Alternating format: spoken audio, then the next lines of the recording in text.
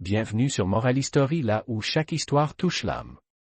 Si cette histoire t'a inspiré, abonne-toi dès maintenant pour ne manquer aucune des prochaines leçons de vie, récits spirituels et contes qui font réfléchir. Active la cloche pour être alerté à chaque nouvelle vidéo. Partage ton avis en commentaire. Quelle morale retiens-tu aujourd'hui? Et surtout, partage cette vidéo à quelqu'un que tu aimes. Une simple histoire peut changer une journée ou une vie. Merci de faire partie de la famille Moral History. Sous un ciel d'un bleu éclatant, le désert s'étendait à perte de vue, comme une mer de sable immobile. Le vent chaud soulevait de fines volutes dorées qui venaient caresser le visage tanné d'un homme marchant d'un pas décidé. C'était un bédouin, simple mais fier, vêtu d'une longue tunique de coton usée par les années et serrée à la taille par une corde. À ses côtés, attaché par une longe tressée à la main, trottinait un mouton à la laine épaisse, presque éclatante sous le soleil. Ce mouton, ce n'était pas seulement un animal pour lui, c'était l'espoir de nourrir sa famille pendant plusieurs semaines. Depuis des mois, la sécheresse avait rendu les pâturages maigres et les réserves de dattes s'étaient épuisées. Ce matin-là, le bédouin avait quitté sa modeste tente avec une conviction. Aujourd'hui, il vendrait ce mouton à un bon prix au marché de la grande ville, et il rentrerait chargé de farine, de riz, et peut-être même de quelques tissus neufs pour ses enfants. Mais quelque part, à une demi-lieue derrière lui, 4 hommes l'observaient. Leurs visages, à moitié dissimulés par leur kéfiet, laissaient deviner des sourires calculés. Ce n'étaient pas de simples voleurs de route, mais des maîtres de la manipulation. Ils n'avaient ni sabre ni arc, seulement un plan si subtil qu'il ne laisserait aucune trace de violence. Leur arme, c'était la parole. L'aîné des 4, un homme aux yeux perçants, posa le regard sur la silhouette du bédouin. « Rappelez-vous, dit-il à voix basse, nous ne prendrons rien de force. Nous allons briser ce qu'il a de plus précieux avant même son mouton, sa certitude. » Les 3 autres hochèrent la tête. Chacun prit une direction différente, se positionnant sur la route du bédouin comme des ombres invisibles dans le vaste désert. Ignorant le piège qui se refermait sur lui, l'homme poursuivait sa marche. Il fredonnait un vieux chant appris de son père, ses pensées tournées vers le marché et la joie que ferait sa femme en le voyant revenir avec des provisions. Le mouton, docile, avançait à ses côtés, ses sabots s'enfonçant doucement dans le sable chaud. Le soleil montait lentement, écrasant l'horizon d'une lumière blanche. Le désert semblait calme, presque bienveillant. Mais au cœur de cette tranquillité, un poison invisible se préparait à s'infiltrer dans son esprit.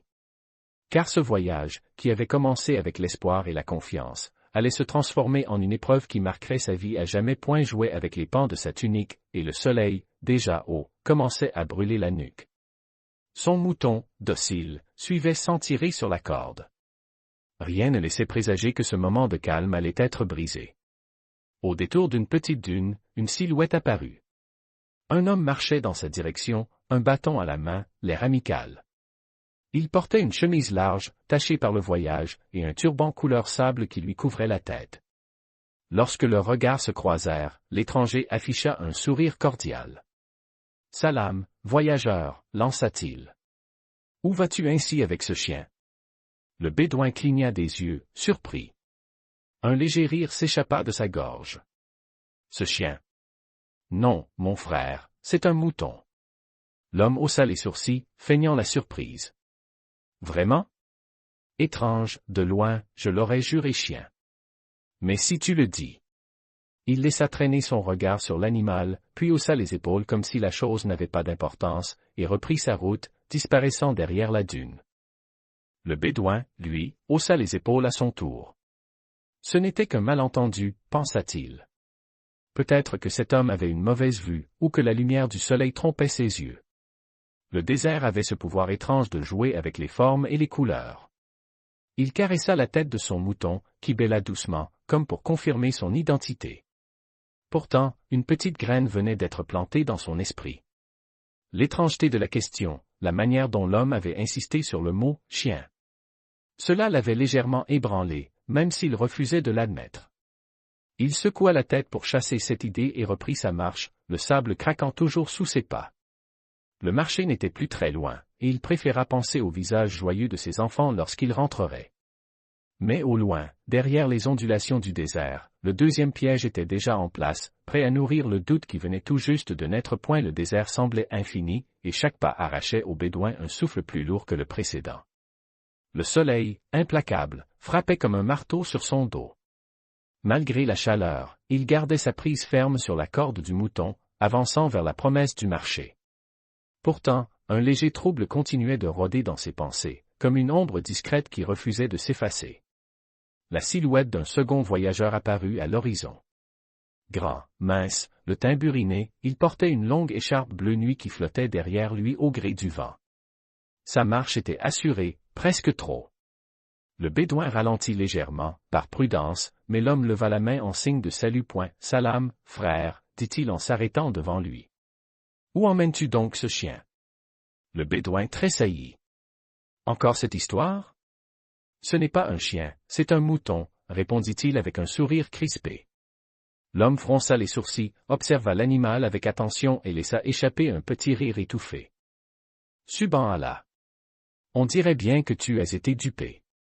Regarde ses pattes fines, son museau allongé. Ce n'est pas un mouton. Je t'assure que de mes yeux, je vois un chien. Le Bédouin se pencha vers l'animal, le scrutant de plus près. Ses mains caressèrent la laine épaisse, pourtant bien réelle. Mais soudain, il remarqua que son mouton avait un museau légèrement pointu. L'avait-il toujours eu? Il se redressa, troublé. Tu es le deuxième aujourd'hui à me dire ça, murmura-t-il. Le voyageur haussa les épaules. Deux voix valent mieux qu'une, mais je ne fais que dire ce que je vois. Et sur ces mots, il s'éloigna sans se retourner, disparaissant derrière la prochaine colline de sable. Le Bédouin resta immobile quelques secondes, fixant son animal. Le marché lui semblait soudain plus loin qu'avant. La chaleur était plus lourde, le vent plus sec. Chaque pas repris après cette rencontre était plus hésitant, comme si le sable lui-même résistait à sa marche. Et quelque part, dans un recoin de son esprit, une petite fissure s'élargissait. Le Bédouin poursuivait sa route, mais son pas avait perdu de sa vigueur. Chaque fois que ses yeux se posaient sur son mouton, une question revenait le hanter. Et si? Il se souvenait de la ferme où l'animal avait grandi, des pâturages où il l'avait mené, des bêlements familiers au lever du soleil. Tout cela, il le savait vrai. Et pourtant, deux étrangers, deux affirmations identiques. Cette coïncidence commençait à grignoter les fondations de sa certitude. Alors qu'il franchissait une petite montée, une troisième silhouette apparut, campée au sommet comme une sentinelle. Cet homme avait une allure différente, une posture droite, une barbe soigneusement taillée, et surtout ce regard froid et précis de ceux qui pensent savoir. Il portait un long manteau clair et, dans sa main, un bâton sculpté, signe d'autorité. « Salam » lança-t-il d'une voix grave. « Dis-moi, où as-tu trouvé ce chien ?» Le Bédouin sentit son cœur battre plus vite. Il répondit, un peu moins sûr de lui. « Ce n'est pas un chien. C'est un mouton. » L'homme plissa les yeux et fit quelques pas, contournant l'animal comme un marchand expert examinant une marchandise. « Je connais les chiens, déclara-t-il enfin. Celui-ci est un lévrier du désert, une race rare et rapide. Son museau, ses pattes, la forme de son dos. Il n'y a pas d'erreur possible. » Les mots tombèrent comme des pierres dans l'esprit du Bédouin. Sa gorge se serra. « Pourtant, mon voisin m'a juré que c'était un mouton, » dit-il d'une voix presque suppliante. Le troisième homme esquissa un sourire discret. « Ton voisin s'est trompé. Ou peut-être t'a-t-il menti. Ouvre les yeux, voyageur. » Puis il tourna les talons et s'éloigna, laissant le silence peser lourdement autour du Bédouin. Il resta là un moment, immobile, observant son animal. Plus il le regardait, moins il le reconnaissait. Les bêlements lui semblaient plus étranges, le pas moins lourd que dans ses souvenirs. Son esprit, ébranlé, vacillait au bord du gouffre. Il se remit en marche, mais cette fois, son regard n'était plus celui d'un propriétaire sûr de lui, mais celui d'un homme qui ne sait plus ce qu'il tient en main. Le Bédouin avançait désormais comme un homme perdu dans un rêve confus. Ses pas ne semblaient plus le rapprocher du marché, mais l'enfoncer dans un labyrinthe de doutes. L'ombre du troisième homme pesait encore sur son esprit, et chaque coup d'œil vers son mouton ajoutait une brume nouvelle à sa pensée. Le désert s'ouvrait devant lui, large et silencieux, jusqu'à ce qu'une quatrième silhouette apparaisse au loin. Celui-ci portait une tunique blanche éclatante qui contrastait avec la poussière ambiante, et un large sourire accueillait le voyageur. Son allure décontractée inspirait confiance, comme un ami qu'on n'a pas vu depuis longtemps. En s'approchant, il posa la main sur son front pour se protéger du soleil et observa l'animal. Puis, d'un ton enjoué mais sincèrement étonné, il lança. « Par Allah, quel drôle de chien tu as là !» Le bédouin s'arrêta net. Ses lèvres remuèrent mais aucun mot ne sortit tout de suite. Il fixa l'homme, puis son mouton. Ses yeux, comme s'ils venaient d'être lavés d'une vérité ancienne, voyaient autre chose. Était-ce vraiment un mouton?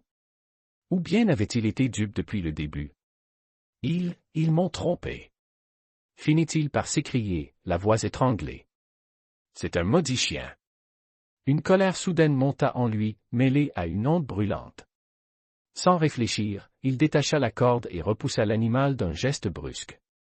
Le mouton ou ce qu'il croyait être un mouton s'éloigna en trottinant dans le désert, ses sabots disparaissant bientôt derrière une petite dune. Le bédouin resta immobile, les mains vides, sentant le vide bien plus profond que celui laissé par la corde désormais pendante à sa main. Son cœur battait fort, comme s'il avait perdu plus qu'un simple animal. Il avait perdu sa certitude, sa confiance, son lien à la réalité. L'homme en tunique blanche hocha doucement la tête, comme satisfait, puis s'éloigna à son tour. Aucun des quatre n'était resté pour savourer la scène, leur but était atteint, et le désert, complice silencieux, refermait sur lui le voile du mensonge accompli. Le bédouin reprit sa route vers le marché, mais cette fois son pas était lourd, sans but. Il ne portait plus rien, sinon le poids d'un doute qu'il avait brisé. Le marché s'étalait devant le bédouin comme une mosaïque animée de couleurs, de voix et d'odeurs. Mais pour lui, tout cela ressemblait à un décor lointain, presque irréel. Ses yeux, fatigués et lourds, erraient sans trouver de lumière. Il s'assit au bord d'une fontaine, laissant retomber son corps, las et abattu. Un vieil homme, courbé par les années mais portant une aura paisible, s'approcha lentement. Ses yeux brillaient d'une clarté étonnante, celle de ceux qui ont traversé bien des tempêtes intérieures. Il posa une main douce sur l'épaule du bédouin et demanda d'une voix calme. « Mon fils, quel poids portes-tu pour t'asseoir ainsi, le cœur lourd ?» Le bédouin leva les yeux, surpris par cette attention. Il commença à raconter, d'une voix tremblante, son voyage, son mouton, et surtout ces 4 hommes qui l'avaient convaincu que son animal n'était plus ce qu'il croyait. Il parla de son doute grandissant, de sa colère et de son abandon. Le sage écouta en silence, un léger sourire aux lèvres. Puis, il posa un regard pénétrant sur le bédouin. « Tu ne t'es pas fait duper par ton mouton, mon fils. Tu as été volé d'une autre manière, bien plus sournoise. Tu as perdu ta confiance en toi-même. » Le bédouin fronça les sourcils, cherchant à comprendre. « Mais, répondit-il, comment peut-on perdre sa confiance en ce qu'on voit de ses propres yeux? » Le vieil homme acquiesça doucement. « Quand tu écoutes plus les voix étrangères que tes propres sens, tu te perds. La vérité n'est pas toujours dans ce que l'on entend, mais dans ce que l'on sait au fond de soi. Ce n'est pas l'animal qui a changé, mais ton regard qui a été volé. » Il se leva lentement, puis ajouta.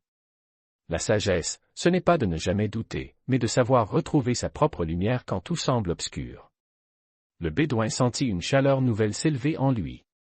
Pour la première fois depuis longtemps, il comprenait que sa perte matérielle n'était rien comparée à ce qu'il venait de gagner. Le bédouin quitta le marché avec des pas plus légers, malgré l'absence de son mouton. Le sable semblait moins brûlant, et le vent caressait doucement son visage comme une promesse de renouveau. Ce qu'il avait perdu en biens matériels, il l'avait gagné en sagesse, une richesse invisible mais inestimable. Au fil du chemin du retour, ses pensées s'embrasaient d'une nouvelle clarté. Il se remémorait les paroles du sage, qui résonnaient en lui comme un écho lointain mais puissant. La vérité ne se laisse pas voler, sauf si tu la laisses partir. Il comprenait maintenant que les voleurs n'avaient jamais pris son mouton, mais son doute. Et ce doute, il avait failli le perdre pour toujours. Pourtant, au cœur de cette épreuve, il avait trouvé une lumière plus brillante que le soleil du désert, la confiance en lui-même et en son regard. En franchissant les dernières dunes, il aperçut sa tante au loin, la silhouette familière de sa famille. Son cœur se gonfla d'une tendresse nouvelle. Il savait qu'il reviendrait plus fort, plus sage, prêt à affronter les tempêtes de la vie avec un esprit aiguisé. Le mouton perdu? Peu importe. Ce voyage avait changé son destin. Il avait ou perdu pour mieux tout comprendre. Le désert, implacable et silencieux, avait été son maître. Et dans le souffle du vent, on pouvait presque entendre le chant d'un homme devenu libre, porté par la certitude retrouvée que la véritable richesse ne se trouve pas dans ce que l'on possède, mais dans ce que l'on sait.